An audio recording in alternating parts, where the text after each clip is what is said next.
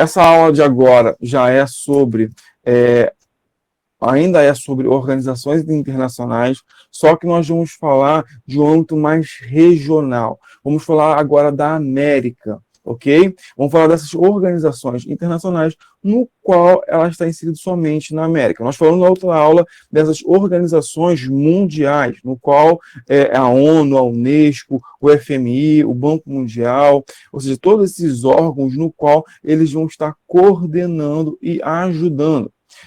Esse percurso é o percurso 26º, está na página lá 232 até a 237. Beleza, vamos lá. Primeiro, o que são essas organizações regionais? Nós vimos que as organizações mundiais elas estão agindo no âmbito global, como a OMS, que está sendo muito falada agora com o coronavírus, porque ela está direcionando dando algumas direções para os países, outros, a ONU, a Unesco, como nós vimos de âmbito internacional. Quando eu falo de âmbito regional, eu estou falando algo a nível continental ou subcontinental, no qual alguns países do continente só participam dessas organizações, ou até mesmo o continente inteiro. Nós vamos estar estudando algumas aqui, como falei com vocês, vamos estar focando no continente americano, principalmente o continente sul-americano, que é onde o Brasil está inserido, aonde que é o nosso maior interesse. E essas organizações, ela tem como objetivo criar uma ordem política, social, cultural, jurídica, militar ou econômica, tá bom? Toda organização que eu vou chamar de blocos econômicos, eu vou estar associado a algum tipo de intenção, seja ele cultural, política, mas principalmente a parte econômica, ok? Bom, como falei com vocês, vamos falar algumas noções básicas de de relações entre alguns países. Uma principal relação entre os países chama-se de tarifa alfandegária. Mas o que é isso? Quando uma empresa, por exemplo, aqui no Brasil, a Colgate, ela fabrica a pasta de dente e ela vai vender para um outro país, por exemplo, Colômbia, Estados Unidos, México. Ao entrar nesse país, ela precisa pagar uma taxa, uma tarifa. Eu vou chamar essa tarifa de tarifa alfandegária, é um imposto. E esse imposto vai ser agregado no produto. Mas por que eles fazem isso? Primeiro, para arrecadar imposto para o governo, e segundo, para que esse produto não concorra com os produtos do mercado interno. Por exemplo, eu colocando uma tarifa, uma taxa alfandegária sobre esse produto vai ser mais caro do que o produto da minha empresa, para que eu possa, dessa forma, para que o produto da minha empresa ela não caia, por exemplo, ela não venha a falir a empresa que está situada no meu território. Então, a tarifa alfandegária ela tem esse principal objetivo: proteger as empresas internas daquele país e também arrecadar os impostos. O Brasil ele pratica muito isso, principalmente com tecnologia. Você comprar tecnologia lá de fora é muito caro, porque essas tarifas alfandegárias, esses impostos, são absurdamente caros. E com isso, ou seja, o mercado interno acaba ficando mais fortalecido. Bom, e esse comércio é algo legal, algo que existe. Porém, existe algumas políticas que eu vou chamar de comércio protecionista, no qual é a intensificação dessa tarifa. Lembra que eu falei com vocês no qual o governo americano ele intensificou a tarifa sobre o suco de laranja brasileiro na última aula agora? Então, até aquele momento, 2009, os Estados Unidos cobravam a tarifa alfandegária normal para o Brasil. Mas a partir do momento que os Estados Unidos entrou lá com um requerimento na Organização do Comércio Mundial, ele impôs uma tarifa muito maior. E essa política é chamada de quê? De comércio protecionista. E como eu falei, esse comércio protecionista, ele tinha a intenção de proteger as suas empresas internamente. Ela tem a intenção de afastar ou cobrar um valor muito mais caro dessas empresas. Como eu falei também, é algo normal. Os Estados Unidos é um dos principais países que mais luta contra esse protecionismo, ou lutava lá no passado muito contra isso. Por quê? Eles sempre foram os que mais produziram no mundo, até a China agora, mas até então os Estados Unidos produziam muito, e eles vendiam muito. E com isso os Estados Unidos sempre brigou muito para que os países não praticassem esse tipo de comércio. Só que os Estados Unidos é um dos principais países que praticam esse tipo de comércio. Então é algo bem contraditório. E é interessante observar que esse mecanismo ele vem para impedir mesmo ou diminuir a exportação para esses países. Aí eu venho dos blocos econômicos. Bom, os blocos econômicos, eles vêm em uma contramão em relação a essas medidas protecionistas. Como assim?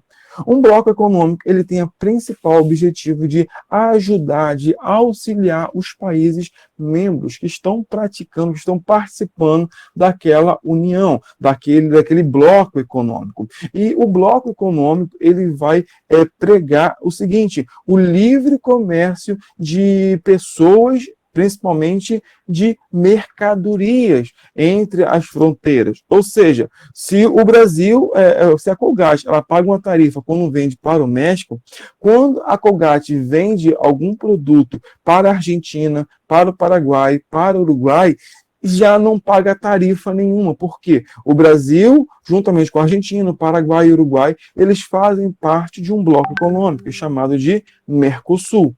Esse bloco do Mercosul, esse bloco econômico, ele tem a principal finalidade de uma ajuda mútua entre os países, no qual os países vão começar a se impor em relação a outros países, fortalecendo a sua moeda, fortalecendo o seu mercado interno.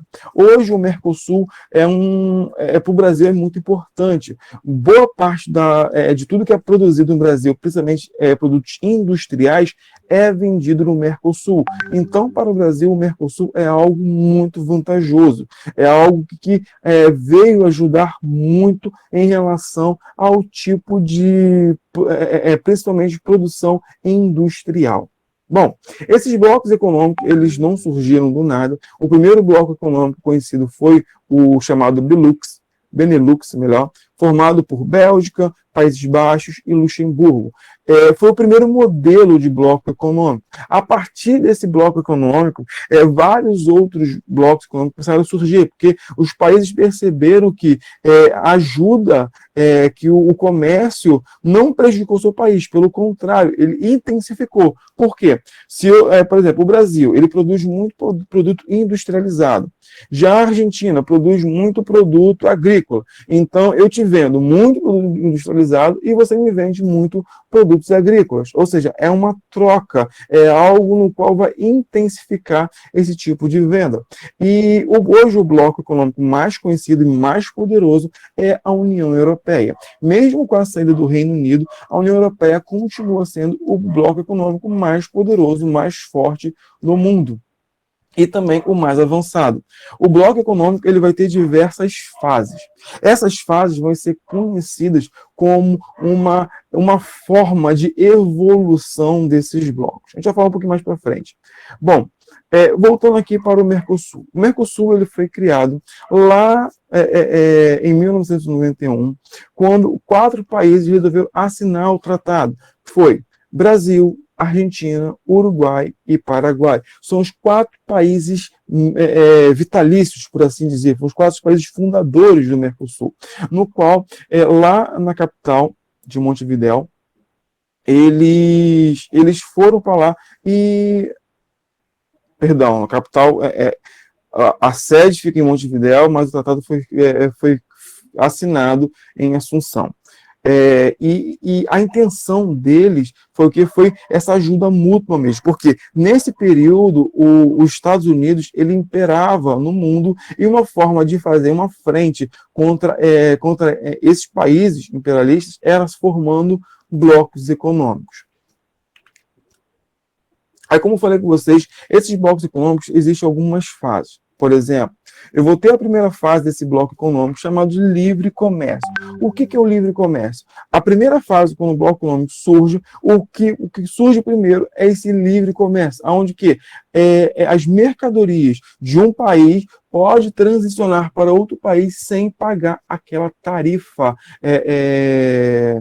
necessária, aquele imposto necessário para ser vendido naquele outro país. Então, a partir do momento que esses 4 países eles assinaram esse tratado, as mercadorias de um país para o outro poderiam trafegar livremente sem ter que pagar nenhum tipo de tarifa alfandegária. Já a próxima fase já se chama União Aduaneira. Mas o que significa isso? Essa União Aduaneira ela vai representar uma forma dos países fortalecer o seu laço. Como assim? Até então, cada país tem o seu imposto para países fora do membro. Países que fazem parte desse grupo não pagam tarifa, mas países de fora que estão vendendo, eles vão pagar o imposto ainda. Só que cada país ainda vai escolher o seu imposto. Por exemplo, para o Brasil importar produtos da China, o Brasil, digamos, um exemplo, o Brasil cobre 20% de imposto. Já o Paraguai, ele cobra 8%. Então, é muito mais vantagem eu vender para o Paraguai e o Paraguai distribuir para toda a América, para todo o Mercosul, já que não paga imposto de mercadoria de um lado para o outro. Então, por esse motivo, essa união aduaneira, ela faz o seguinte, é uma regra no qual todos os países que são membros daquele bloco econômico vão cobrar o mesmo percentual de imposto. Por exemplo, passa do momento então, que o Brasil, a Argentina, o Uruguai, o Paraguai começam a cobrar a mesma quantidade de imposto, por exemplo, da China. Agora, todo produto que entra na China, por exemplo, é um exemplo, tá, gente? Cobra 20% de imposto sobre qualquer tipo de produto. Ou seja, é uma união no qual esses países eles vão estar se protegendo de países fora do membro e também tentando atrair os membros para estar dentro desse bloco. Nessa fase também passa a ocorrer a primeira circulação de pessoas. Hoje, se você quiser ir para a Argentina, para o Paraguai, para o Uruguai, só você ir para o aeroporto com a sua identidade que você consegue atravessar para o outro país facilmente, sem precisar de passaporte, desde que você comprove que você não deve nada à justiça eleitoral ou à justiça brasileira, você pode ir de um lado para o outro de qualquer país que você queira, sem a preocupação de ter que tirar passaporte. Isso, aí entra já a livre transição de pessoas também, o livre trânsito de pessoas. A última fase eu vou chamar de mercado comum. O que é isso? Já o mercado comum já é uma fase muito mais avançada, no qual já deu início a primeira medida foi as placas dos automóveis trocar. Vocês já perceberam já que agora as placas dos automóveis têm que trocar da placa, botar a placa sul-americana. Mas o que é isso? Essa placa sul-americana é indicando que os países já estão em uma forma muito mais homogênea, onde o automóvel já pode transicionar de um país para o outro sem preocupação nenhuma, porque todos possuem a mesma placa. Essa mesma placa existe na Argentina, o mesmo modelo no Uruguai, no Paraguai e também agora no Brasil também. E também esse mercado comum ele vai promover uma moeda em comum. Por exemplo, lá na União Europeia vai ser o euro. A moeda em comum lá da União Europeia é o euro. Já que eles pretendem criar uma moeda em comum, um banco do Mercosul, no caso, né, que já existe esse Banco Mercosul, e esse banco ele vai ter a intenção de criar uma moeda em comum para todos os países do bloco. Dúvidas? Hein, galera? Não. Não. Certeza? Nenhuma dúvida? Vocês são demais, hein? Vamos lá. Então, como eu falei com vocês, para o Brasil, o Mercosul foi extremamente positivo. Por quê? Porque através do Mercosul, as exportações do Brasil, principalmente produtos industrializados, cresceu muito, muito nos últimos anos. Aqui eu tenho um gráfico da quantidade de importação e exportação para os países do Mercosul. Você vê pela balança comercial brasileira que o Brasil está vendendo muito mais do que comprando. E isso está gerando o quê? Um superávit positivo para o Brasil. Então, o Brasil ele tem se beneficiado em relação a esse comércio, principalmente na América, no Mercosul. É interessante observar também que o Brasil está tomando uma posição de liderança nesse bloco. Pelo Brasil ser um país mais desenvolvido, mais industrial, o Brasil acaba tomando uma posição de liderança, onde, quando tem que se tomar uma decisão, os outros países olham para o Brasil procurando, tentando ver qual vai ser a decisão brasileira para que eles possam ou ir a favor ou até mesmo ir contra, se for alguma coisa contrária à opinião. Uma outra organização também, agora vamos falar de outras organizações menores, mas são organizações. Uma é a OEA, que é a Organização dos Estados Americanos. Aí eu tenho a presença de todos os estados todos os países do continente americano, seja da América do Norte, da América Central e da América do Sul, no qual Cuba ele foi afastado em 62 porque virou comunista, nós vimos isso na última aula, e por esse motivo Cuba foi afastada desse bloco. Mas já em 2009 já foi reintegrada novamente a esse bloco. E é interessante observar que essa organização... Bom dia, papai. Bom dia, meu filho, tudo bom? E essa organização, ela tem a principal objetivo de defender a democracia, direitos humanos, de segurança da América, o desenvolvimento econômico, social para os países americanos. Isso é o objetivo principal oficial. Mas o objetivo realmente que importa é defender os interesses dos Estados Unidos. Esse é o principal objetivo da OEA. Outras organizações menores também, mas também é interessante vocês conhecerem, é a UNASUL, que é a União das Nações Sul-Americanas, também tem os países da América do Sul, no qual também tem essa intenção de proteger, de integração política, econômica e social. No entanto, ela não tem uma expressão, uma força tão grande quanto os outros blocos econômicos. Outra associação é a OEI, a Organização dos Estados Ibéricos Americanos, que também ela é bem importante, ela tem sede lá na Espanha, e ela tenta abranger todos os países que foram colônias, tanto da América, tanto da Espanha quanto de Portugal aqui na América. Dúvidas?